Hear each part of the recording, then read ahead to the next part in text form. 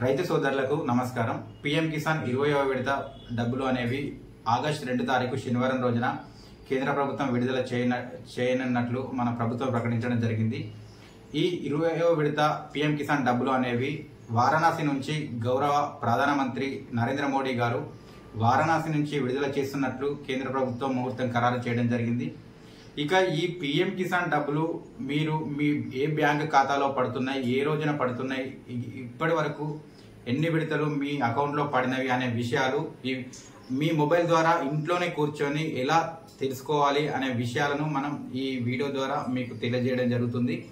అలాగే పీఎం కిసాన్ సంబంధించి చాలా మంది రైతులకు చాలా అనుమానాలు ఉండడం జరిగింది. ముందుగా ఎవరు అర్హులు, ఎవరు అనర్హులు, అసలు కొత్తగా రిజిస్ట్రేషన్ చేసుకున్న వాళ్ళకు ఈ పీఎం కిసాన్ అనేది ఎలిజిబిలిటీ ఉంటుందా లేదా, అలాగే పీఎం కిసాన్ 21వ విడత అంటే 20వ విడత రేపు మన ఆగస్టు 2న పడడం జరుగుతుంది. ఇక 21వ విడత అంటే వచ్చే విడత నుండి పీఎం కిసాన్ డబ్బులు ఆల్రెడీ పడుతున్న రైతులకు కూడా మళ్ళీ 21వ విడత నుంచి పడాలి అని అనుకుంటే 4 పనులు తప్పనిసరిగా చేయాల్సిందిగా కేంద్ర ప్రభుత్వం నిర్ణయించడం జరిగింది. అవి ఏంటి అనేది కూడా ఈ వీడియో ద్వారా మనం తెలుసుకుందాం. ముఖ్యంగా రైతులందరికీ ఈ వీడియో అనేది చాలా ఉపయోగపడుతుంది. ఖచ్చితంగా అందరూ ఎవరు స్కిప్ చేయకుండా చూడండి. ముందుగా అందరూ వీడియోను లైక్ చేసి కొత్తగా చూస్తున్న వారు ఛానల్ను సబ్స్క్రైబ్ చేసుకోండి. ఇక మనం ఈ వీడియో ద్వారా 3 విషయాలు మనం తెలుసుకోవడం జరుగుతుంది. ముందుగా మీ ఇంట్లోనే కూర్చొని మీ మొబైల్ ద్వారా మీ పీఎం కిసాన్ డబ్బులు పడుతున్నాయా, ఏ బ్యాంకులో పడుతున్నాయి, ఇప్పటివరకు ఎన్ని ఇన్స్టాల్మెంట్లు పడినవి అనే ఒకటి.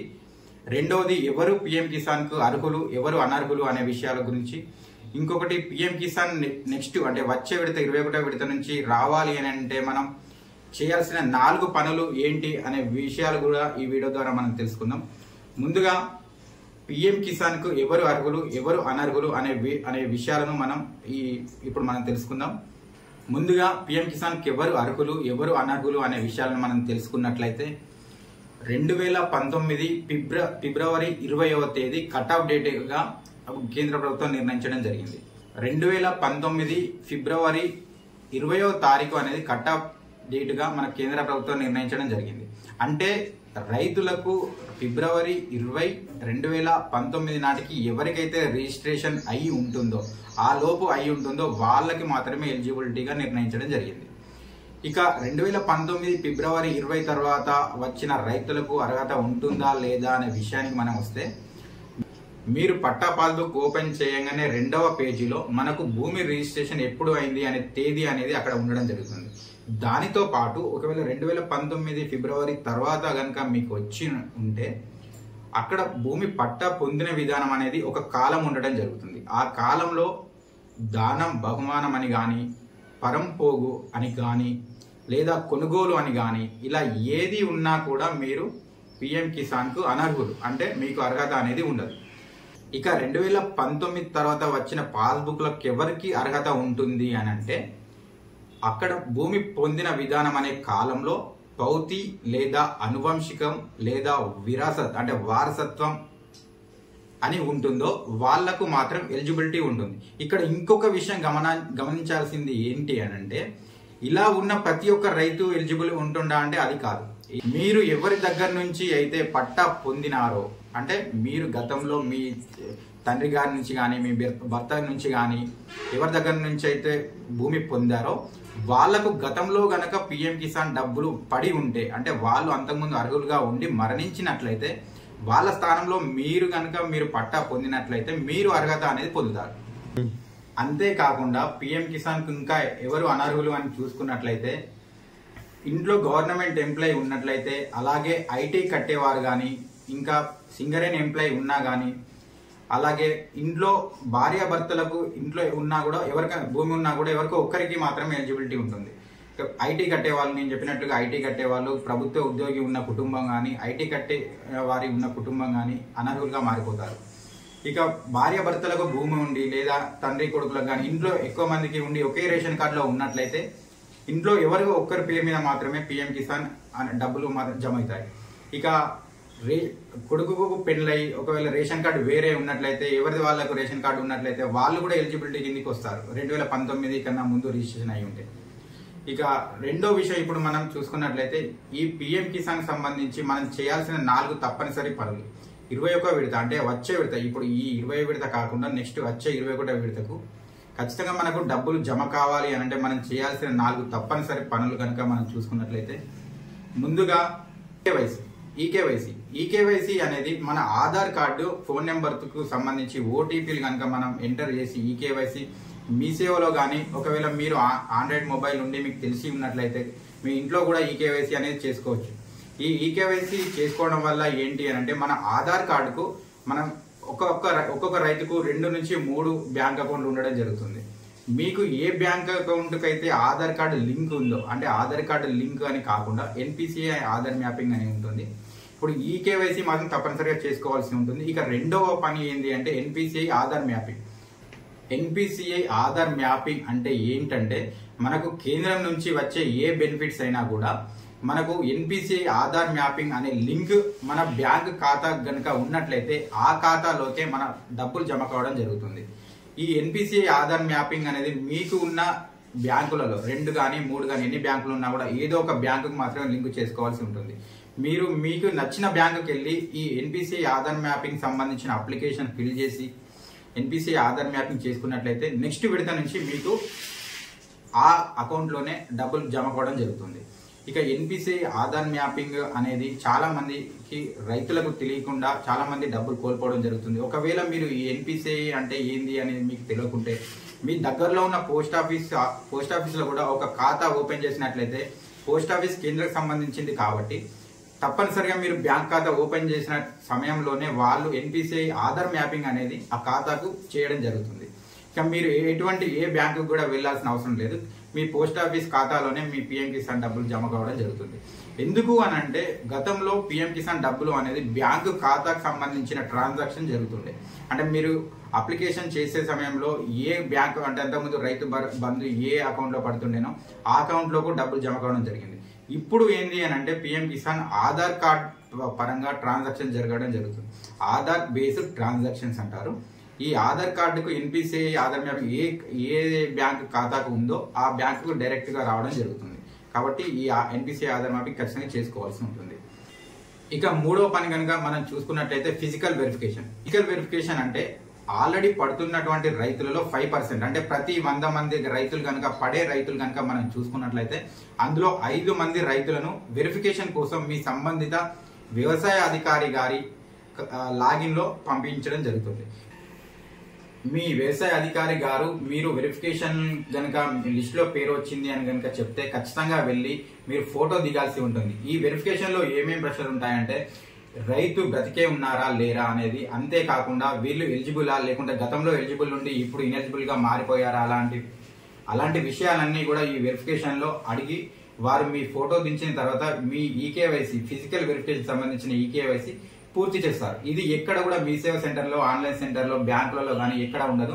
కేవలం మీ సంబంధిత ఏఓ గారు మాత్రమే చేయగలుగుతారు. ఇక పిఎం కిసాన్ సంబంధించి 4వ పని మనం చేయాల్సింది ఏంటి అంటే అతి ముఖ్యమైన పని ఫార్మర్ రిజిస్ట్రీ. ఇప్పుడు తెలంగాణ రాష్ట్రంలో గత 3 నెలల నుంచి ఈ ఫార్మర్ రిజిస్ట్రీ అంటే రైతు గుర్తింపు కార్డు ప్రక్రియ అనేది అంటున్నారు. గత 3 నెలల నుంచి తెలంగాణ రాష్ట్రంలో ప్రారంభించడం జరిగింది. ఈ రైతు గుర్తింపు కార్డు నమోదు ప్రక్రియలో దాదాపు తెలంగాణలో ఇప్పటికే 60% మంది రైతులు నమోదు చేసుకోవడం జరిగింది.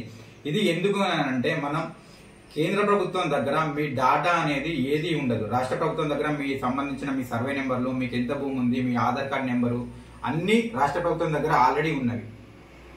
ఇక కేంద్ర ప్రభుత్వం దగ్గర ఇప్పుడు ఒకవేళ ఈ ఫార్మర్ రిజిస్ట్రీ చేసుకునే ప్రక్రియలో మీరు ఆధార్ కార్డు తీసుకొని మీ సంబంధిత ఏఈఓ గారి దగ్గరికి వెళ్ళినట్లయితే మీకు 3 ఓటీపీలు రావడం జరుగుతుంది. ముందుగా ఆధార్ సంబంధించిన ఓటీపీ, అలాగే రెండవది మొబైల్ సంబంధించిన ఓటీపీ, ఇక మూడవది మీ వివరాలు అంటే మీ సర్వే నెంబర్, భూమి వివరాలు కానీ, మీ నివాస వివరాలు కానీ, మీ కుటుంబ వివరాలు కానీ ఇవన్నీ మీరు ఆల్రెడీ వ్యవసాయ విస్తరణాధికారికి తెలియజేసి మా వివరాలు కేంద్ర ప్రభుత్వానికి పంపిస్తున్నాం అనే అంగీకారం తెలిపినట్టుగా, ఆమోదం తెలిపినట్టుగా మీరు తెలిపే ఓటీపీ మూడవది. ఈ 3 ఓటీపీలు చెప్పినట్లయితే ఫార్మర్ రిజిస్ట్రీ అనే ప్రక్రియ ముగించడం జరుగుతుంది. ఇక ఈ ఫార్మర్ రిజిస్ట్రీలో ఎటువంటి కండిషన్స్ లేవు. భూమి ఉన్న ప్రతి రైతు ఖచ్చితంగా చేసుకోవాల్సి ఉంటుంది.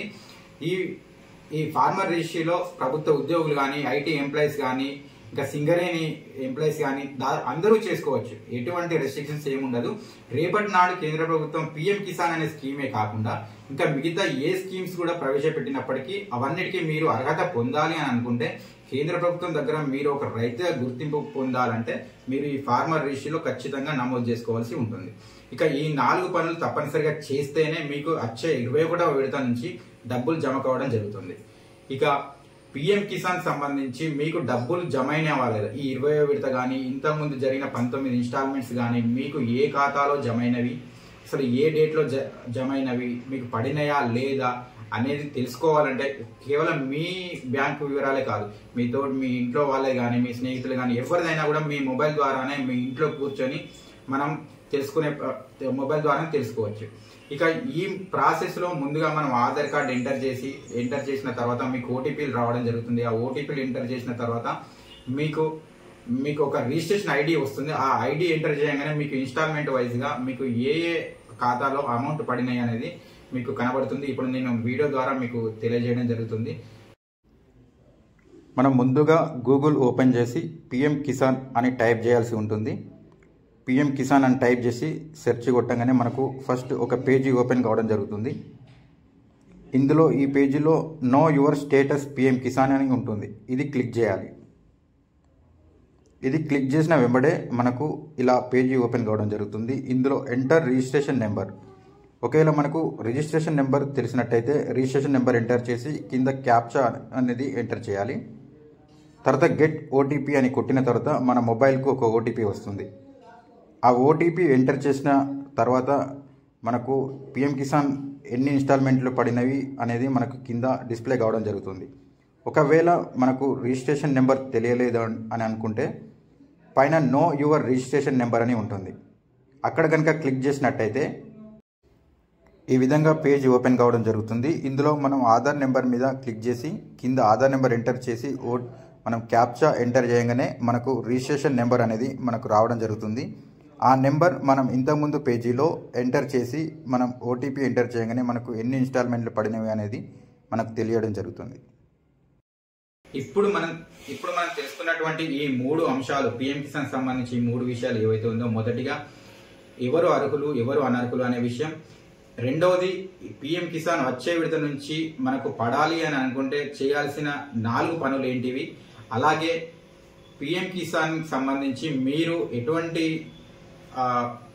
ఆఫీస్కి కానీ బ్యాంకుకి కానీ అలాగే పిఎం మీ సేవా సెంటర్కి ఆన్లైన్ సెంటర్కి వెళ్లకుండా మీ ఇంట్లోనే కూర్చొని మీ మొబైల్ ద్వారా ఎలా చెక్ చేసుకోవాలి అనే విషయాలు కనుక ఇప్పుడు మీకు అర్థమైంది అని అనుకుంటున్నాను. ఒకవేళ మీరు అర్హత ఉండి ఇంతవరకు మీరు పిఎం కిసాన్కి అప్లై చేసుకోలేనట్లయితే మీరు వెంటనే మన మీ సేవా సెంటర్కి వెళ్ళి కానీ మీ మొబైల్ ద్వారా కానీ అప్లై చేసుకునే అవకాశం ఉంటుంది. ఇక ఈ విషయాలు మీకు అర్థమైనాయి అని అనుకుంటున్నాను.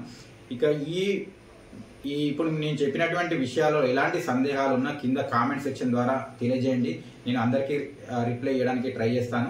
ఇంకా మీకు ఈ పిఎం కిసాన్ సంబంధించి ఎటువంటి సందేహాలు ఉన్నా మీకు సంబంధిత వ్యవసాయ అధికారిని కానీ కలిసి మీ అనుమానాలు మీ సందేహాలు అనేది నివృత్తి చేసుకోగలరు. ఇక ఈ వీడియో కనుక మీకు నచ్చినట్లయితే వీడియోను లైక్ చేయండి. అలాగే కొత్తగా చూస్తున్న వారు మన ఛానల్ను సబ్స్క్రైబ్ చేసుకోండి. అలాగే మీ తోటి రైతులకు కూడా ఈ వీడియోను షేర్ చేయండి. Thank you.